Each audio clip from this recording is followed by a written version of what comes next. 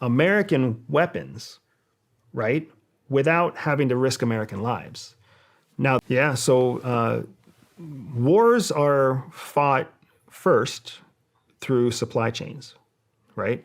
And during peacetime, the United States military has certain requirements to maintain a peacetime arsenal and peacetime level production. So peacetime production and peacetime supply reserves are much less than wartime, right? And it's because the idea is if some kind of conflict were to break out, then all of the existing supply would be used to support the conflict while we spun up production to start producing more weapons. Well, what happened here is that the conflict wasn't with the United States.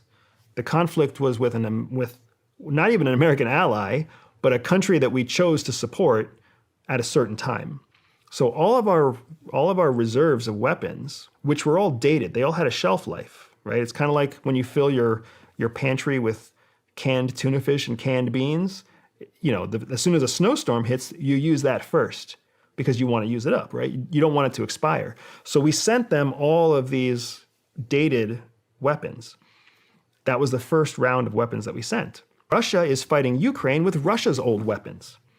That's why the tanks that they use, and I think the answer is yes. And it's because of what you're getting at, right?